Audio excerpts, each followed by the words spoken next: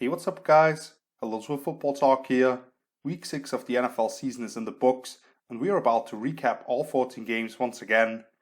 We didn't have a Thursday night game, and the NFL for some reason had 9 games in the early window, but at least we got a Monday doubleheader, which I'd wish would be something permanent. Surprisingly, there were a lot of one-sided matchups for large stretches, with the final game of the weekend not offering much intrigue, but there are a lot of interesting storylines coming out of it, and it's time to run through all these games. If this is your first time on the channel, you can find timestamps down below for specific games, but otherwise I'm just going to talk through all of these games, give you a little insight on the biggest plays and tell you what I think about them.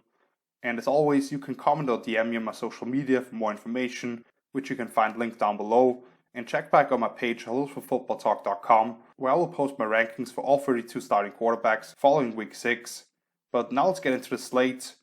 And the first game was the Denver Broncos at the New England Patriots. A bit of a shocker here. This game was actually postponed by a week due to positive tests for the Patriots. And I mentioned last week that I'm really annoyed about the Broncos, that they actually lost the bye week pretty much because of how late the news came in.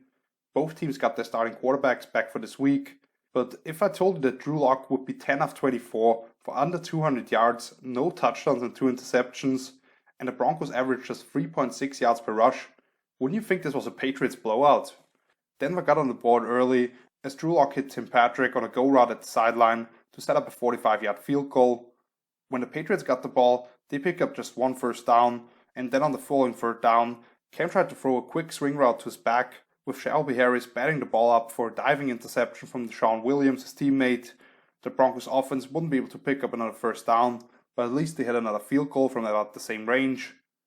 Cam Newton and company made it to the Denver 40 with a couple of quick passes, but an Anthony Chicklow sack forced another punt, and Denver would have a couple more drives of 13 and 12 plays respectively that ended in field goals, where they methodically worked their way down the field with Phillip Lindsay at the run game, while New England had a 12-play drive themselves in between those, but they had 5 underneath completions resulting in gains of 10 plus yards, but a snap over the head of Cam forced them to settle for 3, which took us to halftime with the Broncos up 12-3. After the break, Denver's defense forced another 3 and out with Bradley Chubb on a strip sack, almost creating a huge turnover. But then the Broncos offense went on a 15-play drive that took over 9 minutes off the clock, yet once again ended in only 3 points, as Locke was knocked out of bounds at the 2 on a third and goal attempt. Now down 15-3, Cam hit tight end Ryan Izzo over the middle for one of the bigger pass plays of the game on a deep in route, but rookie corner Michael Ojemudia knocked the ball out, and safety Justin Simmons set the Broncos up in field goal range already again, which our kicker Brandon McManus stayed perfect with a 6th field goal attempt, this one from 54 yards away. Denver's defense got another takeaway on the very next play for New England, as Cam tried to hit N'Keal Harry on a crosser off play action, but the receiver did not do a very good job of keeping the trailing Bryce Callahan on his hip, as that guy undercut the throw and picked it off. The Broncos would go 3 and out in the following possession, and the one after that, before Drew Lock was picked off on consecutive plays, as he tried to hit Tim Patrick on a back shoulder fade, but the receiver continued to run and JC Jackson got an easy one on that. And then again, for some reason, they're running 4 verticals, and he tries to hit Patrick deep down the middle, but the ball went just over the head of the receiver, and Jonathan Jones made a nice over-the-shoulder catch.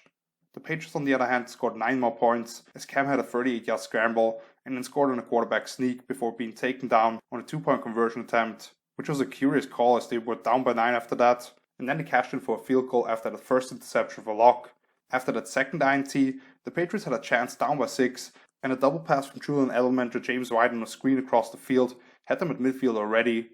A few snips later, they ran that same play they ran in the Super Bowl as the Eagles on a reverse pass, where Tom Brady actually dropped the ball, but on this one, Cam caught it, broke a tackle, and set them up inside Denver's 25. But a sack from Malik Reed put them behind the chains, and then Cam threw a ball a little too far to the outside for Harry on a deep curl route, as Vic Fangio brought the heat on that one with a double safety blitz and man coverage across the board, as the Patriots quarterback had no room to step up into the throw. That turned the ball over on downs and allowed the Broncos to escape with the W at Gillette Stadium.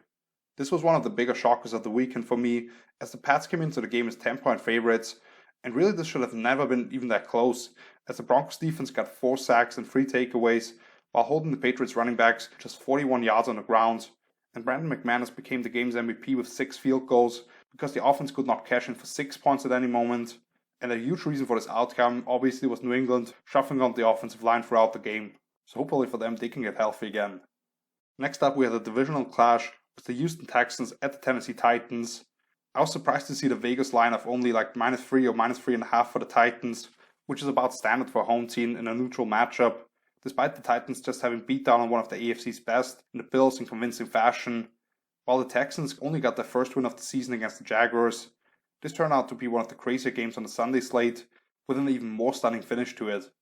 The Titans would score touchdowns on the second and third drives, with Derrick Henry running through some big lanes and dragging defenders on his back, to go with a couple of big completions beyond the sticks from Tannehill, with touchdowns to Anthony Ferguson and A.J. Brown. Deshaun Watson and company would answer with a touchdown of their own on 4th and goal at the 1 to tight end Darren Fells, who had let him down on a third down on the prior possession with a bad drop, but stayed heavily involved in the game. The Texans defense almost got a stop on 3rd and long the following drive, but despite having 3 guys collide with Jonnu Smith on the shallow crosser, he somehow converted that one, and then it was the other tight end Ferguson with a big catch on 3rd down before Tannehill threw a strike to Adam Humphries on a wheel route from a reduced split for his 3rd touchdown pass of the game. Houston at least hit another field goal with time expiring, but went into the locker room down 21-10. Tennessee would be first to get in scoring position after the break, thanks to another huge play with Ferguson for 45 yards. But following a sack by the Texans, they also blocked the field goal attempt, and then after that, Houston went on a quick 14-0 run as they set up a 1-yard David Johnson touchdown, following a PI call in the end zone on a deep ball to Kenny Stills, and then was J.J. Watt with the strip sack against the backup left tackle, putting his offense back on the field at the Tennessee 4 after that loose ball just continued to roll around. And on 3rd and goal, Deshaun came up with another Houdini trick to extend the play and hit Brandon Cooks at the front pylon to give the Texans the first lead of the game. The Texans defense still, however, could not slow down Tennessee's rushing attack, even a couple times when Henry was not on the field, and the play action of it gave Tannehill all the time in the world to hit crosses and stuff like that. Both teams would be held scoreless the next 2 drives, as Stephen Gostkowski missed the field goal, and then Jeffrey Simmons came up with a huge sack on Watson on Tennessee's side of the field. But then was King Henry on a 94-yard touchdown run, where he made the safety miss and then showed off his freakish speed for a guy's size, plus they hit the 2-point conversion to put them up back by 6. Houston's play-action game continued to impress as well, however, and it was really the only times Deshaun had a clean pocket to set up those deep shots, which was exactly how they answered, hitting a wide-open Will Fuller from 53 yards out, as cornerback Malcolm Butler for some reason did not carry him down the field and was arguing with one of his teammates about it afterwards. Following that, Bradley Roby came up with just Houston's second big play on defense, as he picked off a play-action shot from Tannehill and set up a drive of almost 7 minutes that ended in Brandon Cooks' second touchdown of the game on 4th and goal from that one. But then interim head coach Romeo Crennel made a curious call to go for 2 and potentially put the game on ice instead of putting them up by 8 with a PAT. I understand the logic and what the analytics say, but old school heads will definitely debate that one. And Tennessee after that worked a clinical 2-minute drive with contributions from Humphries and Ferguson before A.J. Brown made a tremendous grab in the corner of the end zone with that second foot grazing the turf ever so slightly, which sent us to overtime, where Derrick Henry went 53 yards on a dump-off in the flats where he was all by himself after having the zone hander faked to him, and then he ended the game with a touchdown from 5 yards away where he lined up as the Wildcat quarterback in an empty set, and there seemed to be a lot of confusion for the Texans defense. You can question a little bit why they didn't call the timeout. The Titans, however, showed great resilience and made plays when it mattered most, but now 4 of their 5 wins in an undefeated run have come on the final possession for either team against some bad opponents, and if not for a couple of questionable decisions by the Houston coaching staff, they could have easily lost this one. But they didn't get away without any bruises, as Pro Bowl left tackle Taylor Lewan will be lost for the rest of the year with a torn ACL.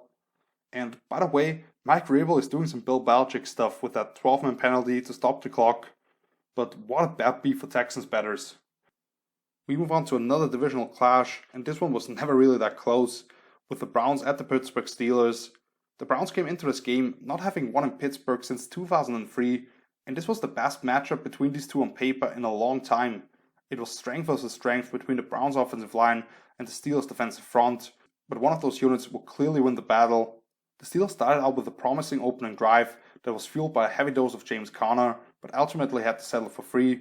When Cleveland got the ball for the first time, Pittsburgh's defense really started taking over, as on the ensuing 3rd down, Minkah Fitzpatrick came down on a late rotation as the robber in cover 1 and picked off a slant route intended for the tight end, took that one to a house to really set the tone in this one. You can check out my breakdown on my Instagram or my Twitter feed. Big sacks for both teams off blitzes from Browns safety Chadwick Redwine and Steelers linebacker Devin Bush forced the first 2 of 5 consecutive punts combined, and when the Browns finally had a good drive going, a false start knocked them out of field goal range, which was followed by the Steelers going 88 yards in just 7 plays, with last week's star rookie Chase Claypool hauling in a perfect deep ball from Big Ben on an out-and-up route and setting up a short corner touchdown. On the next Cleveland possession, Baker Mayfield tried to get one of his receivers at the sideline late, but Cameron Sutton plucked that one out of the air, and just 4 plays later, Big Ben hit James Washington for the 23-yard score on another out-and-up from a bunch set. The Browns were able to orchestrate an impressive touchdown drive late in the first half, when Baker hit a wide-open Rashad Higgins in the end zone, and they actually got a favor from James Washington going out of bounds at the end of a quick screen for the Steelers, so the Browns had about 40 seconds and 2 timers left, but Baker got banged around from all sides on the following third down, and that's how we went into halftime with the score 24-7. Pittsburgh's defense collapsed the pocket the entire first half, mostly by rushing 4 rather than sending an extra man all the time, which has made them vulnerable at times before, and then they mixed things up with a few well-timed blitzes. In the second half, things didn't change much for this Cleveland offense, as they got the ball to start it, and 3 plays later, the punter had his feet at their own end line. The Steelers were driving the ball already again when they got it back, but an offensive PI call forced a punt for them. Then we saw the action that pretty much sealed the deal for Pittsburgh, as a great sideline grab for Jarvis Landry was overturned in the Browns' favor, and then they decided to go for it on 4th and inches from their own 30, but they got stuffed on that one by that overwhelming Steelers D-line, with Cam Hayward leading the way, which a few plays later was followed up by Claypool getting into the end zone once again on a jet sweep, which is how he got his first of 4 last week. Case Keenum took over at quarterback for Cleveland at the end of the third quarter, but the Browns would turn it over twice and punt one more time the rest of the way, while the Steelers got another touchdown on a short run up the middle of Benny Snell.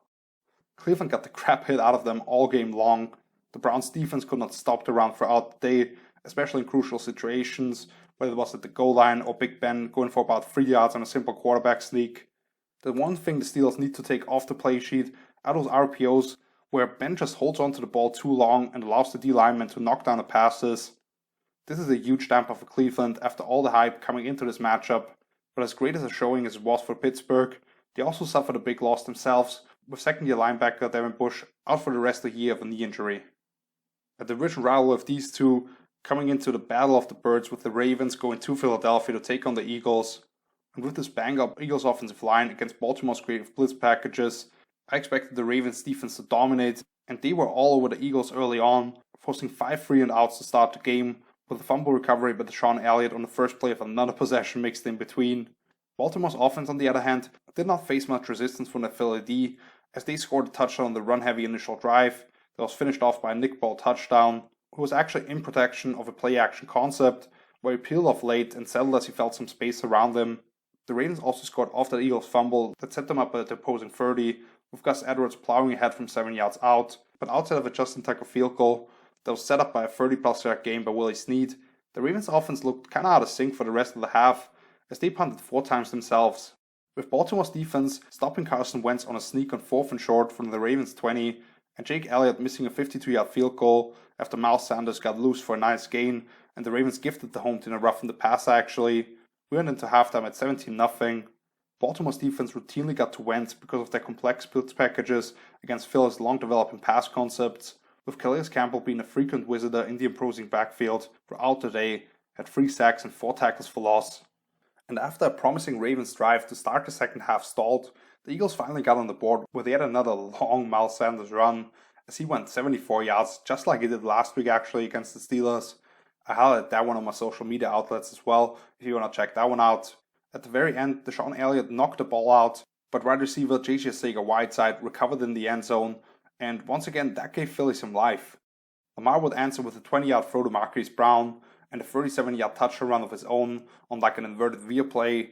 But after 3-and-outs for each squad, the Eagles started a miraculous comeback attempt, with the Ravens defense getting into their own way with some late hits on Wentz, and the Eagles scored touchdowns on 3 of the final 4 drives. On the first one, Wentz escaped to the right following a roughing the passer call and hit Greg Ward from 3 yards out. Then Philly's quarterback threw up a prayer on 4th and long that Travis Fulgham came up with in the end zone from 18 yards away. And then a rainbow throw down the field to Fulgham led to a 50-yard PI penalty on Marcus Peters, which 3 plays later led to a touchdown from Wentz himself on a sneak. And with the Ravens only scoring 2 field goals, despite being set up at the Eagles' 30 off a turnover on downs once, Those 3 touchdowns had the Eagles just a 2-point conversion away from tying the game up at 30, but due to an off-look in exchange by Wentz and Boston Scott on a read option play, that conversion attempt failed, and so did the ensuing onside kick attempt. Lamar kept the ball in the bootleg and picked up a first down easily to seal the deal to end that crazy run for the Eagles. The Ravens dominated almost the entire game, but the offense still doesn't look totally right, and they almost allowed a crazy rally by the Eagles, who to their credit showed great fight, led by Wentz, who was getting banged around like a piñata all game long. Now it's 2 division rivals of the Eagles battling it out, with Washington going to New York to take on the Giants, and these 2 NFC East rivals had 1 combined win coming into this game and featured 2 of the worst offenses in the league. However, if you had told me that one team had over 250 passing yards and that was almost double of the other team, and that team was Washington, I would have thought they won by a decisive margin. Things started out with field goal attempts for both teams, with Washington hooking theirs from 47 yards away at the end of a 12-play drive, while New York hit on a 33-yarder to cap off their 9-play drive. 2 plays later, Kyle Allen was picked off by James Bradbury on a throw over the middle into a crowd that looked like it never had a chance, and on the ensuing 3rd down, Daniel Jones hit Darius Slayton on a beautiful rainbow throw for a 23-yard touchdown to put the Eagles up 10-0. We saw 1 more field goal for both sides after drives for 70-plus yards, with Terry McLaurin going 20 yards on a slip screen to put Washington into position, and Daniel Jones pulling the ball in the zone replay for a 49-yard gain on the other side to set those up. Washington found a way to still get into the end zone with seconds remaining in the first half on a tremendous catch by tight end Logan Wilson in the corner of the end zone on a lob pass after they had already converted a big 4th down on a drive. In the second half, after quick bunts for both teams, Big Blue orchestrated a 14-play drive that took over 9 minutes off the clock and set them at the Washington 7-yard line. But for some reason Daniel Jones panicked under pressure and just threw the ball up for grabs as he tried to hit Slayton again on a corner route off play action. But Kendall Fuller came up with yet another interception, continuing his hot start to the season. I think he's had now 4 in the last 3 games. Washington had a 14-play drive of their own to set up a 28-yard field goal to tie the score at 13 with a combination of run plays and short passes. After the football team forced 2 incompletions by getting pushed up the middle and enforcing Daniel Jones to escape, they got the ball back with about 7 minutes remaining and had a chance to take the first lead of the game. But after actually slinging the ball to Dontrell Inman on the 3rd down and letting the backs do most of the work, Kyle Allen instead lost the ball as Kyle Fackrell once again made a huge play on defense, and his teammate Tay Crowder took it back to the house when Washington's offense was already on the opposing side of the field. Now down by 7, Allen and company put together another 10-play touchdown drive in 3 minutes with big completions to Terry McLaurin and J.D. McKissick on 3rd downs, and a 22-yard grab from Cam Sims in the end zone on an out-and-up route, but Riverboat Ron made a crucial decision to go for 2 and somehow win the game. And as somebody who put a wager on Washington, I got off my couch when I saw Kyle Allen escape to the left with a lane to score himself, but all of a sudden he just bailed out and threw the ball into the ground. The only reason I can see was him getting knocked out by Jalen Ramsey last week and having to go to the locker room because of it, because if he just takes off, I think they win that game. And Washington to me was the better team on the day in general, but the Giants took advantage of the opportunities that presented themselves. Now we have 3 NFC East teams with just 1 win, and at least the Giants can say for sure that they're not the worst team in New York.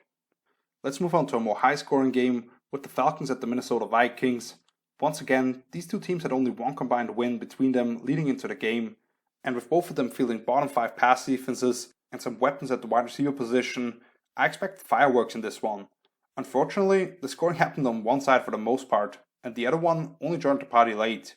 On the very first play from scrimmage, the Vikings ran one of their standard concepts of play action with a skinny post and a deep over from the opposite side, but Falcons middle linebacker Deion Jones did a great job finding the cross from Justin Jefferson and got there for an interception that set Lance up inside the opposing 30, and 5 plays later, Julio Jones scored on a 20-yard out route at the front pylon. Julio came back from injury and looked absolutely dominant in this one, as he ended the afternoon with 8 catches for 137 yards and 2 touchdowns. After scoring a field goal to end another 13-play drive, and the Vikings going 3 and out in the very next 2 possessions, the Falcons gave them a chance to get back into the game as Minnesota's other first-round pick, Jeff Gladney, chased down running back Brian Hill from behind and knocked the ball out for a fumble when they were already inside the Vikings 25.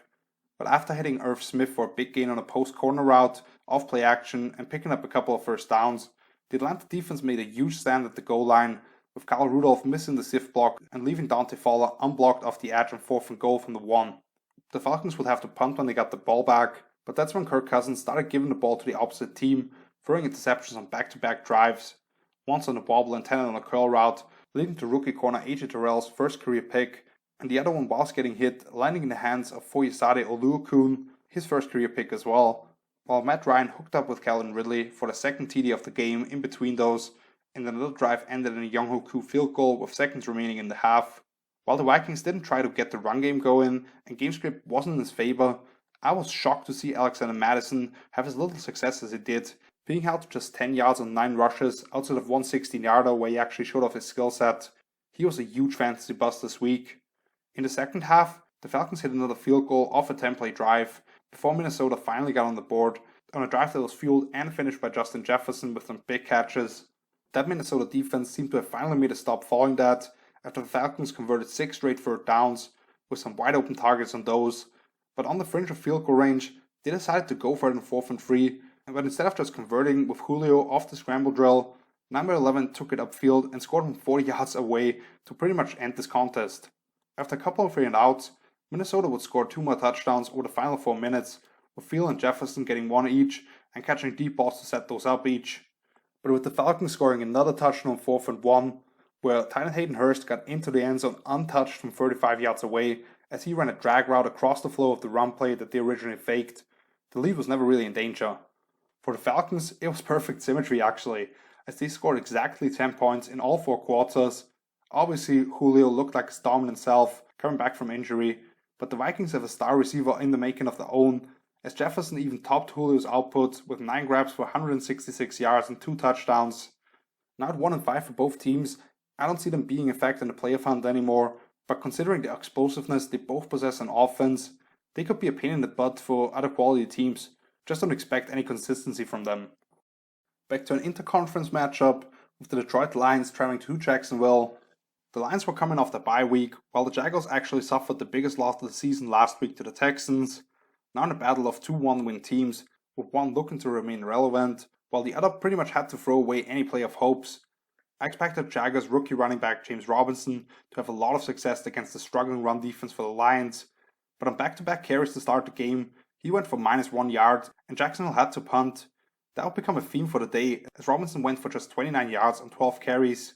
After a shake punt set the Lions up right at the midfield mark, they went the rest of the way thanks to the defensive holding call and a big Matt Stafford scramble on consecutive third downs to set up a 1-yard touchdown by Adrian Peterson. Jacksonville would answer with a field goal from already the 5th kicker of this young season in John Brown, as in Jon Brown, who attempted his first ever in an actual game following a big completion with Keelan Cole. But then the Lions rookie running back DeAndre Swift really started taking over with a 54-yard run on the next play for Detroit, and then leaping over the pile for a touchdown on his 5th carry of the drive. Gardner Minshew would turn it over on 2 of the next 3 drives, as he was picked off by Duran Harmon on a floater intended for DJ Chark off play action, and then getting stripped by Trey Flowers with a missed chip shot field goal sandwiched in between those. Detroit would miss a 57-yard field goal attempt of their own after getting a huge PI call on a deep ball to Kenny Galladay, and then Stafford actually connected with his number 1 receiver before the kicker Matt Prater did so on a shorter field goal, but they could not capitalize off that Minshew fumble with about half a minute left, which had them leading only 7-3 at the half. The Jaguars had a chance to turn things around after the break, however, as Stafford had a pass batted up and picked off by Joe Schobert on the first third down attempt, but the offense turned it over on downs, with corner Armani Oruwariye doing a great job of staying attached with DJ Chark on a post route and breaking that one up. Galladay continued to make plays down the field on 50-50 ball from Stafford and set up Detroit's 3rd touchdown off a little pick play to tight end TJ Hawkinson. Another big gain from Keelan Cole on the corner route and him spinning off a big hit for 51 yards, plus a PI call against the guy covering Cole in the next possession, set up a Minshew touchdown scramble from 6 yards away. But Galladay and Swift continued to put in the work as the Lions went 75 yards in 9 plays and the rookie running back scored for the 2nd time in a day. Detroit would only get 1 field goal in the 4th quarter, and Jacksonville put together an 80-yard touchdown drive finished off by Robinson on a 14-yard catch where he was left wide open in the flats. Actually got half of his rushing total on that one. But the Lions only needed 1 more first down from AP late to round the clock, and that's how we got to a score of 34-16. For the Lions defense, I loved seeing them let the 2 physically young corners get hands on people because I was very high on both of them in that role, while the unit as a whole really rallied to the ball and hit people. The offense on the other end has become so much more explosive now with Galladay back in the lineup, because Stafford is not afraid to just chuck it up to what I think is the best jump ball specialist in the sport. And it was great to see Swift getting going when he finally received some work, because as great as he is, and he can still be a factor, your run game should not go for a 35-year-old AP, while Swift was actually my RB1 in the draft. That takes us to an almost upset of the week, with the Cincinnati Bengals making it a tough time for the Indianapolis Colts. More than a touchdown favorite in this one, the Colts were expected to bounce back after a disappointing loss in Cleveland, where I and a lot of people really started questioning Phillip Rivers, while Joe Burrow and the Bengals had their second straight matchup against an elite defensive unit after he got blown up in Baltimore last week. Things started out great for the Colts with a screen pass to rookie running back Jonathan Taylor going 22 yards on the first play from scrimmage, but the snap right after that, tight end Jack Doyle just had the ball slip out of his hands as he was trying to turn upfield on yet another screen. Just 3 plays later, the Bengals were already the first and goal thanks to a nice gain on a slant route to Tyler Boyd, which was finished off by Giovanni Bernard scoring from 2 yards out. After Jonathan Taylor got stopped on the third down the following possession, Cincinnati put together another highly impressive 12-play, 78-yard drive that was capped off with Joe Burrow sneaking ahead. And following another 3-and-out for the Colts, Burrow hit fellow rookie T. Higgins on a go route, with the corner Rock Ya-Sin getting caught with his eyes on the slot receiver before Joe Mixon scored the Bengals' third touchdown on a 7-yard run on the first play of the second quarter. Phillip Rivers would hit 3 big passes across the marker, with Marcus Johnson taking them all the way to the 1 on a 55-yard corner route, before Trey Burton punched in as the Wildcat quarterback on an inverted rear play.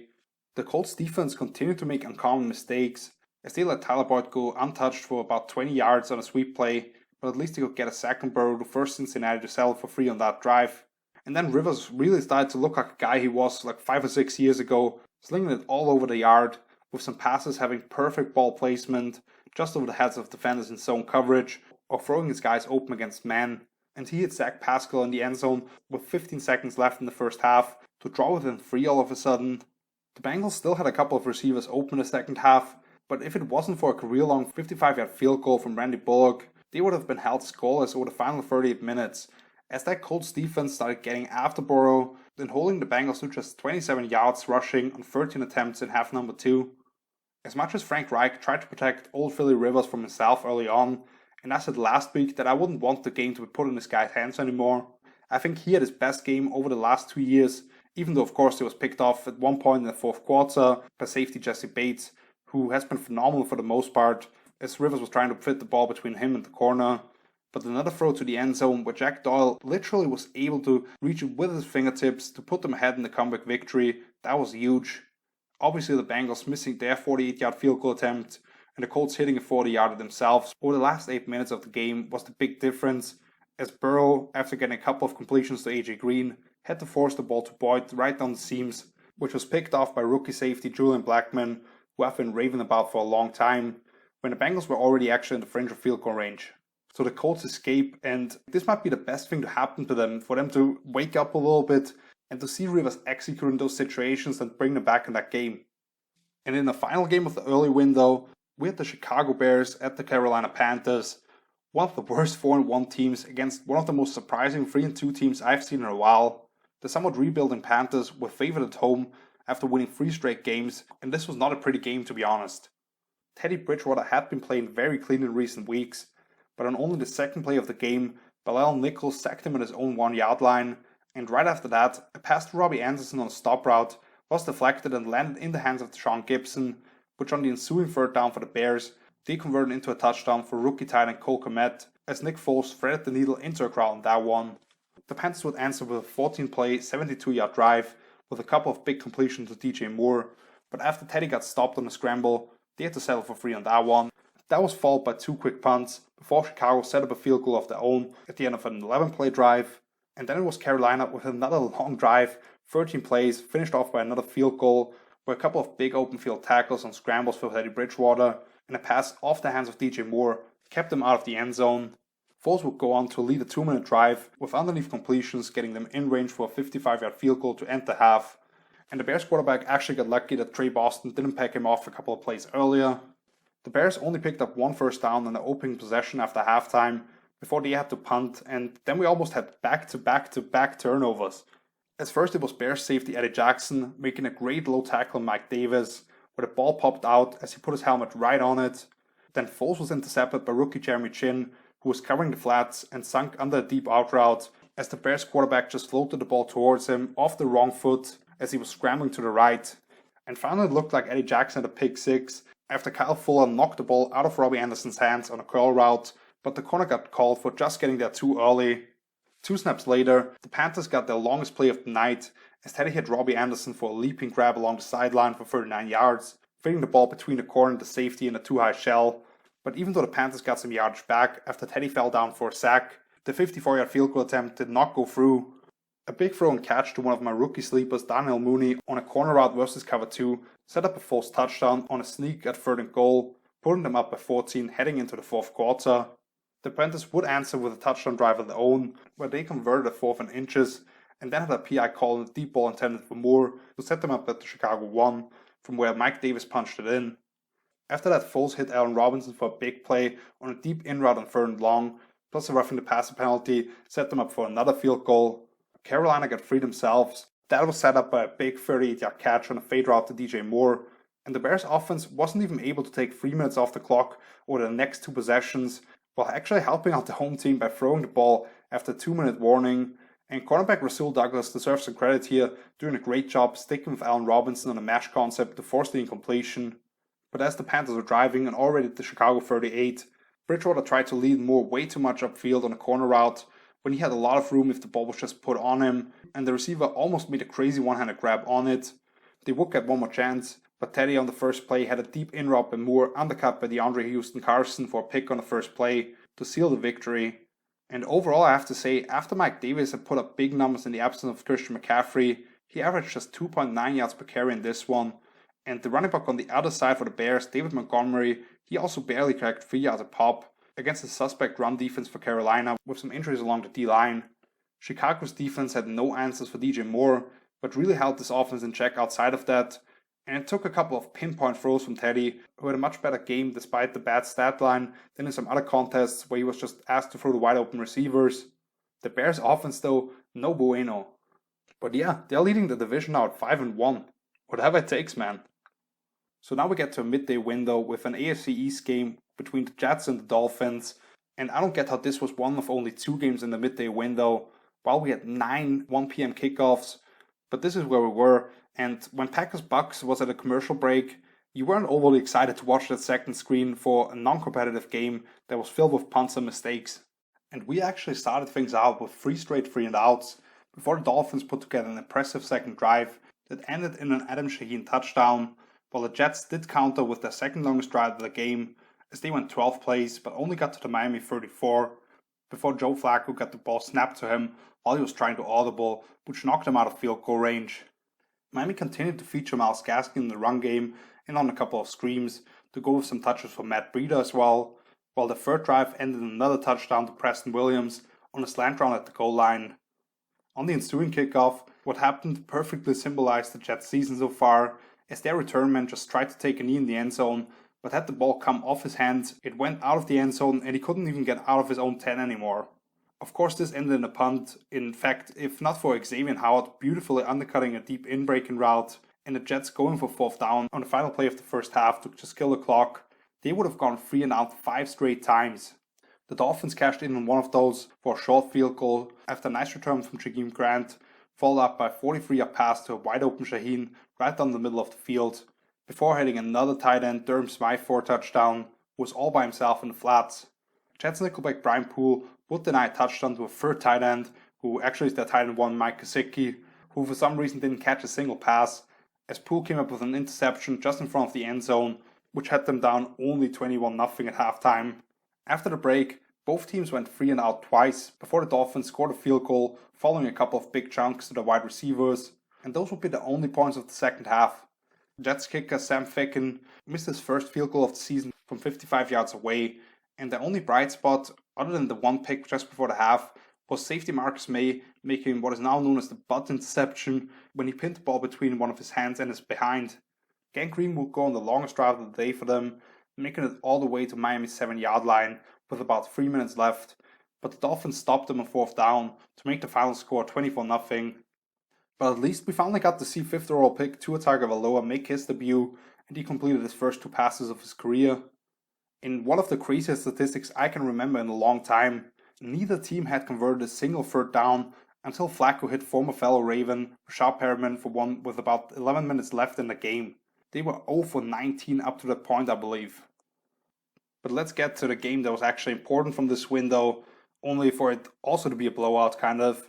And as crazy as it sounds, this was only the third time that we've seen Aaron Rodgers go up against Tom Brady, after we had hoped for them facing off against each other in the Super Bowl for several years. At best, this can be an NFC title game preview, but as it looked on Sunday, that would be a mismatch. Bucs cornerback Carlton Davis blew up a screen on the second play of the game and almost picked it off, but Rodgers hit his running back Aaron Jones on a sidearm throw to convert on 3rd and long, and the Packers really started to take advantage of Tampa's defense playing so much man coverage early with some shallow crosses. But on 3rd and 8 with a rusher in his face, Rodgers had the ball land out of bounds as he was trying to hit his man on a corner route in the end zone, which had them settle for free. Tampa ran the ball 3 straight times when they got the ball for the first time, but got stopped short of the marker and had to punt. That's when the Bucs defense gave up their longest run of the season, as Jamal Williams went 25 yards after their previous high was only 14, and Rodgers got his team down the field with some nice throws late on the move before he was called down just a half yard short of the goal line after that one was reviewed and Aaron Jones cashed in from there. Even though Green Bay's defense could hold the Bucs offense to just 1 first down on the next drive, that's when the game completely flipped, as Rodgers was under pressure and had to throw the ball away twice, before trying to get the ball to Davante Adams on a deep out route, and doing what you might call a Brady, as Jamel Dean read the eyes of the quarterback the whole time in his own coverage, and pick-sixed it. That was Rodgers' first interception of the season, and it didn't take long for a second, as Carlton Davis continued to stick with Adams and knocked the ball up in the air on a slant route, which ended up in the hands of safety Mike Edwards, who took it all the way to the Packers 2, from where Ronald Jones scored an easy touchdown to quickly take the lead. So without the Bucs offense really doing anything, all of a sudden they were up 14-10. Trying to respond to that, a big completion to Aaron Jones on a wheel route off motion was overturned after review, and then Rodgers just missed Mercedes Lewis right down the seams.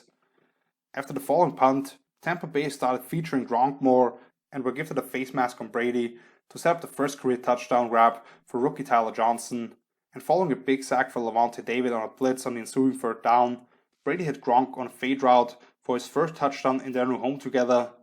The Bucs defense really started getting after Rodgers with several blitzes, and the quarterback having to job with his old friend Ndamukong Suh after he threw him down late and then ended the first half with a sack. That really tells you the story about who the intimidators were.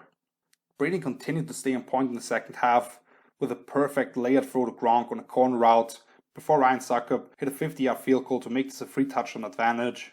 Unfortunately, without the steady left tackle David Bakhtiari as well, the Packers could not slow down those guys up front for the Bucs, who racked up 5 sacks and 15 more hits on the quarterback, with Rodgers getting sandwiched by Lavonte David and Jason Pierre-Paul at one point. And they didn't allow any more points as well, as Rodgers was taken off the field with about 7 minutes left in order to just protect him from getting beat down too much. The Bucs extended the lead at the end of the 3rd quarter when Scotty Miller drew a flag for pass interference in the end zone on a go route, and that set up another Rojo touchdown. Overall, Green Bay had some success going straight downhill in the run game, early on at least, now with Vita Vea out of the lineup. But when they tried to go laterally, those 2 linebackers with Lavonte David and Devin White, they were just too fast to let the Packers linemen climb up to them. And to me, David was clearly the player of the game because of the way he chased down people and continued to make plays as he was flying around the field. 0 sacks on Brady on the other end is a huge deal, because if they can keep him protected and take more aggressive shots downfield to go along with a steady run game and that defense, the Bucs will be a problem for every team in the NFC. While the Packers defense to me at some point in the second half seemed to have completely given up. The Bucs also had no penalties or turnovers after a very undisciplined showing versus the Bears last week. And this was a highly disappointing loss for the Packers, who were undefeated coming into the afternoon, but after going up 10-0 early, they didn't score another point through the final 3+ quarters, and the end result became as clear as it was. That takes us to Sunday Night Football, with the LA Rams going to San Francisco to take on the NFC West rival 49ers. Something I failed to realize last week is that the Rams have actually beaten all 4 NFC East teams. The only game they had lost up to that point came with seconds remaining in the Buffalo game. The 49ers, on the other hand, were coming off an embarrassing 43-17 loss to the Dolphins at home, with serious questions about their quarterback situation. On the second play from scrimmage, the 49ers ran a fly sweep with Deebo Samuel, and after it looked like he was stopped already after 5 yards, He somehow got out of there by rolling over the defender and picking him up 35 yards. The next two plays, the Niners got a couple more catch and run plays on screens to Brandon Ayuk and George Kittle to set them up at the opposing 6-yard line already, from where Debo converted another pop pass. So all in all, they went 76 yards on just 6 plays for the first touchdown. The Rams, on the other hand, came out throwing the ball on 4 of the first 5 plays, missing connections with Cooper Kupp on 3 of them, and had their first opening drive not result in any point. You can tell that Jimmy G was very aware of where Aaron Donald was early on, and he rushed a couple of throws in the next series, even though Dan Brunskill actually did a really good job one-on-one in those plays, and the Monster D tackle had a quiet night altogether. San Francisco's defense would quickly force another punt, and Goff had completed just one of his first 7 passes before corner Jason Verrett knocked the ball down on 3rd and long, and he has quietly been playing really well since being inserted into the starting lineup, after he had just not been able to stay healthy for like 4 years following that all-pro level start to his career.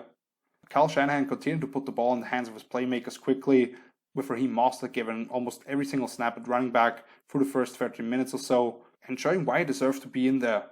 Jimmy G wasn't asked to throw the ball more than 5 yards across the line of scrimmage until he hit George Kittle on a slant route against cover 0 on 4th and 2, who took it 46 yards to the house. The Rams' offense once again looked shaky, but a rare Goff scramble converted 3rd and long, and what really stood out about the Niners defense early on was the speed of Fred Warner to run guys down towards the sideline on all their sweep and toss plays. However, the Rams did manage to work their way close to the goal line, and after a holding call, Goff hit a perfect strike to Robert Woods, even though the PAT was blocked after that.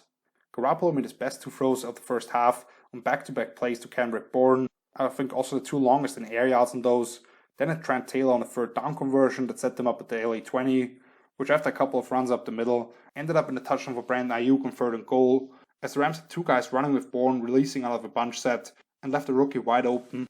LA had another chance to cut into a lead with just under 2 minutes left, but after a false start, they ran a hook and let out Darrell Henderson, and now San Francisco actually got the ball back with over a minute. But after trying a deep shot and not connecting on that one, they ran down the rest of the clock. The Rams received the opening kickoff in the second half, and on the very first play, Goff hit his tight end Tyler Higbee on a corner route for about 30 yards, but some movement on a quick no-out snap on 3rd and inches forced the Rams to settle for 3. And then their defense forced their first 3 and out of the night, before Goff missed the layup to Kupp on the ensuing 3rd down, where the receiver had a couple of steps on the defense right down the hashes, but he was so wide open that instead of just hitting Kupp right down the middle, he kind of led him to the outsides, and it ended up in a punt. I like what I've seen from Leonard Floyd so far in LA, and he set up another 3 and out by blowing up one of those end-around plays to Debo. For the Rams offense, their best run play by far, and it went for like 10 yards a pop I felt like, is that little counter play where it looks like a normal zone or duo, but Goff and Henderson changed up the mechanics a little bit for a cross handoff at the end, and the running back took them down inside the 5. But after Kupp could not hold onto the ball in an out route, it was Jason Verrett coming with an interception, as Goff was trying to hit Woods on a flat and up route on that 4th and goal play. Unfortunately for the Niners, their offense continued to go 3 and out, but the defense routinely put the Rams in 3rd and long situations and forced a punt of their own. The best play of the night for me came after a San Francisco punt, when Tavares Moore made kind of a leaping grab just in front of the goal line to pin the Rams at their own 1-yard line, which after Emmanuel Mosley denied a deep ball on 3rd down, set the 49ers up at midfield already. And another big conversion from Kittle, where he actually caught the ball short of the marker, led to a long field goal for them. San Francisco started playing a lot of soft zone, which Goff and company continued to chip away at, before Josh Reynolds came up with a tremendous in-zone grab through pass interference for a 40-yard touchdown. But that could not have been a more fitting end to the game, as Debo took another one of those jet sweeps and plowed ahead through a couple of defenders for the game-sealing 1st down. The 2 biggest stories of the game for me were those 2 cornerbacks for the Niners making big plays after their backups got absolutely roasted last week, and the second being Aaron Donald and the rest of the team hitting Jimmy G just 2 times all night. A lot of the credit has to go to Shanahan for simplifying the game and putting the ball in the hands of his playmakers with room to work. I mean, Jimmy still missed a couple of wide open throws, to be honest. Now at 3-3, the 49ers can breathe again, since their season seemed to go down the wrong path, but they face as tough a road going forward as any team in the league. And for the Rams, this is definitely not how they imagined that division clash going, and now they have 2 more losses than the undefeated Seahawks, who were on a bye themselves. But the Rams made some very uncommon mistakes that I expect them to clean up going forward. With that, we get to Monday, since we actually had a doubleheader, and this would have been the original Thursday night matchup until the Titans-Bills game had to be pushed back to a very uncommon Tuesday night edition, and this one had to be moved as well in the process. Coming into this matchup, I thought Patrick Mahomes and Josh Allen were both top 5 quarterbacks in the league right now. And can we have a doubleheader every Monday now? Please? Josh Allen started the game with a couple of bad misses on pretty easy throws, but his third one, he was backpedaling actually right on the money to John Brown, but it went off the face mask of that guy, leading to a quick punt. However, you quickly saw that the wet conditions influenced both quarterbacks, as Mahomes was high on his first 2 passes as well. The Buffalo defense forced a punt just as the Chiefs got to midfield, and a nice tip-toe return by Andre Roberts set the Bills up from their own 35, which after a couple of nice extended plays by Allen, he missed a wide-open Devin Singletary in the flats, leading to a 48-yard field goal from Tyler Bass for the first points of the game. On the next play for Kansas City, Clyde Edwards-Helaire had a lane so wide that a truck could have driven through it, and he made Bills safety Jordan Poyer miss 1-on-1 for a season-long 39-yard run. And with how much soft zone coverage Buffalo played, Mahomes got a few easy underneath completions, including a hook route to tight end Travis Kelce, where the quarterback led him away from the middle linebacker and he got into the end zone. When the Bills got the ball back, they found some success with the run game of Devin Singletary, rookie Zach Moss, and Allen himself on a sweep and lead play respectively. But it was Stephon Diggs drawing a flag for pass interference on a 3rd and long on a go route that set them up inside the opposing 5, and then Diggs finding a way to keep his feet in bounds as he was running out of room on a pivot route in the end zone of a quick scramble that put the Bills back up by 3. CEH continued to bounce off tackles and gain yards through contact as the O-line opened up some big holes for him, and if not for a weird holding call, the rookie running back would have scored in a toss play, but instead Mahomes had to hit Kelce for a second touchdown of the game on a corner route to defeat cover 2. Pearson Butker would miss the PAT, and that's kind of concerning now since that's his 4th of the season already. The Bills would control the ball for 4 of the final 5 minutes of the half before the Chiefs stopped them, and then was actually the Chiefs with a chance to extend the lead, but Mario Addison sacking Mahomes on a spin move, and then a few plays later, Kelce fumbling the ball gave Josh Allen a chance for a Hail Mary it felt like, but with how much ground they gave Diggs, they actually got a quick completion and gave Tyler Bass a chance to hit a 52-yard field goal. Unfortunately, badly hooked that one, which took us to halftime with the score of 13-10 for the Chiefs. And Kansas City went right back to the run game to start the second half and picked up 2 first downs on 5 straight runs. You rarely see that for an Andy Reid offense, but Josh Norman almost picked up the pass on 3rd and 7 from around midfield, leading to a punt. The Bills would get a first down right away on a nice screen pass to Singletary, but Allen just missed Cole Beasley on a shallow crosser on the following 3rd down, which led to another punt. Edwards-Helaire got loose time and time again, but even when their 3rd running back Darwin Thompson came into the game, he picked up a first down on his very first carry. However, the Bills started producing a couple of negative plays before somehow allowing a crazy Mahomes scramble where he was going all the way to the sideline and spun back inside. Somehow nobody touched him, and on the 3rd and 5, he took it to a 4th and inches situation, which on the very next play, Darrell Williams ran into the end zone from 12 yards away. The Bills would be stopped on the ensuing 3rd down, and I think they actually benefited from them being called for a late first start, as it looked like they would have been short on a sneak on 4th and inches. Instead, Kansas City got the ball inside their own 10, following a holding call on the punt. But after hitting a wide open DeMarcus Robinson off of RPO concept and a flag for a late hit, they were already almost at midfield, and instead of forcing a 3rd and long, Jordan Poyer had another stupid sequence as he flipped Clyde Edwards-Helaire when the play was already called dead, and it gave the Chiefs another first down. The Bills finally did make another stop on 3rd down, but Butker extended the lead to 13 points. That's when Buffalo needed to let Josh Allen sling it around, and he delivered with a long drive capped off by a touchdown to Cole Beasley on a slant route over the middle, which altogether took less than 2 minutes off the clock. When Kansas City got the ball back, however, Kelce was all by himself on a simple crossing route, and if Mahomes didn't sidearm that one, and the tight end had to make an outstanding diving grab, he would have probably caught that one and go for at least another 30 yards. Buffalo forced a 3rd and 12 right after that, with Mahomes scrambling to the right, finding an open Byron Pringle coming across the field as he was throwing across his body, converted that one, and then the Chiefs quarterback scampered ahead for another easy conversion on 3rd down. That set up another field goal by Butker just across the 2-minute warning, and after he hit the 30-yarder, this was a 2-score affair again. Allen tried to make something happen still, but he just floated one to Beasley at the sideline, and Daniel Sorensen capped off the evening with an impressive one-handed interception. The Chiefs in this game had more rushing attempts and yards than any other game during Andy Reid's tenure there, 46 rushes for 245 yards, with Clyde Edwards-Helaire leading the way with a career-high 161 yards and 26 attempts, but 130 of those came on his first 15 tries, with a lot of obvious running looks after that, which took down his average. Josh Allen has looked a little off these last 2 weeks, but this Buffalo defense is what really has me concerned. I know they were missing a couple of guys up front, but they got pushed back in the run game routinely and could not come up with any stops when they really needed them most. So now we've reached the final game of this breakdown, with the actual Monday night game, the Arizona Cardinals at the Dallas Cowboys. This was the first Dallas game without Dak Prescott since he was drafted in 2016, but this was expected to be a close game with Andy Dalton being a viable backup at least. That just never materialized. Kyler Murray just missed Andy Isabella down the middle of the field for what could have been the first points on the game on the very first third down, but instead it led to a punt, and the Cardinals defense forced to free it out themselves by shutting down 3 straight touches with Ezekiel Elliott. After getting a couple of first downs with quick passes, the Cardinals decided to punt instead of trying a long field goal, but then it was Jordan Hicks dropping a surefire interception for the Cardinals as Andy Dalton took a hit from the side, and Hicks might have taken this one back to the house. The Cardinals defense right after that almost got a sack for a safety, but Dalton found a way to somehow check it to Zeke whilst getting pulled down, and it only led to a punt. The Cardinals offense looked really out of sorts early on, however, and Kyler had a 3 of 12 start, but when he started using his legs, he started getting into a rhythm, and with Zeke putting the ball on the ground twice, that set up consecutive touchdown drives, once ending in a 6-yard pop pass to Christian Kirk, and then Kenyon Drake plowing ahead from 1 yard away.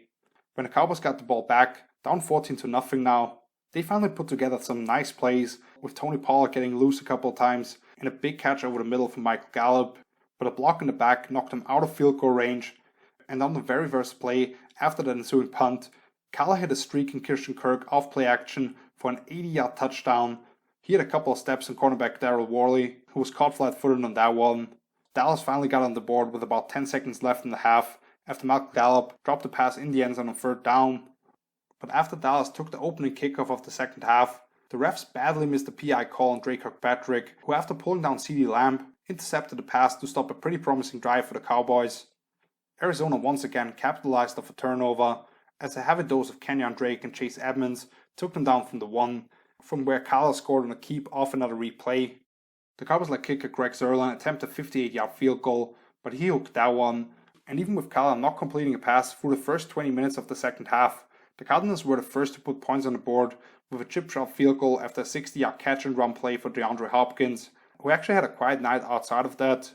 Dallas got the ball more to CeeDee Lamb in the second half, but the Cardinals really didn't allow those receivers to get loose after the catch. Dallas after that would put together their longest drive of the game, fueled by several flags against Arizona secondary, and Amari Cooper finally got into the end zone for them on a pivot route off play action. On the ensuing third down, when the Cardinals were actually just trying to run down the clock, Kenyon Drake broke through the first line of defense, untouched, and easily had his longest run of the season, scoring another touchdown from 69 yards away that made the final score 38-10. Budda Baker had an amazing game, with a sack and another hit directly forcing an incompletion when he got through on blitzes, some great tackling in the open field, and a pick at the start of the fourth quarter. This was an embarrassing loss for the Cowboys in the first game without Dak, after people talked about how Dalton would be able to steer the ship. But once again it was turnovers and the defense that lost their assignment that put them into that position. They lost by 28 points, and the Cardinals offense wasn't even that good for most of the game. And that will wrap things up for a Week 5 review. Thank you so much for watching. If you enjoyed this video, please leave a like, subscribe to the channel, maybe share with a couple of friends who might enjoy these breakdowns. Like I already mentioned, I'm putting out my quarterback rankings either later today or tomorrow, so make sure to check that out on my page, Footballtalk.com. And as for the YouTube channel, I'll be back next Wednesday with yet another weekly recap. Let me know some of your thoughts in the comments. So, until then, see you later. Peace!